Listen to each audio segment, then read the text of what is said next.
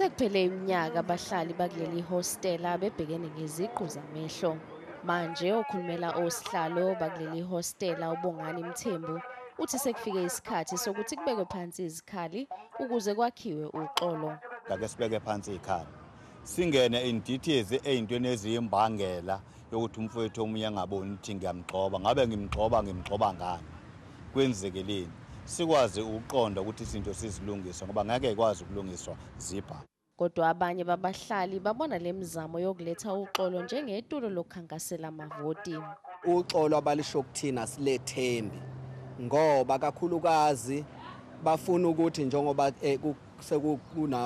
kunama local kuzozama local government, so bafuna ukuthi bekwazi ukukhankasa.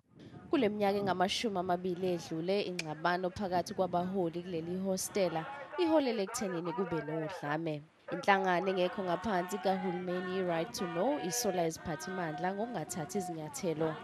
Le nhlangano izwakalise ilaka layo ngokuthi ibambe umbhikisho nokuthula ngaphandle kwasehostela.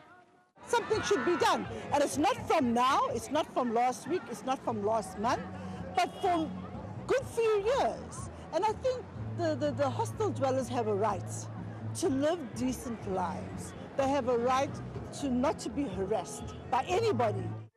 Uhulumeni wesifundazwe usubize imbizo phakathi kwezinhlaka ezithintekayo ngempelasonto ukuzama ukudala ukuthula.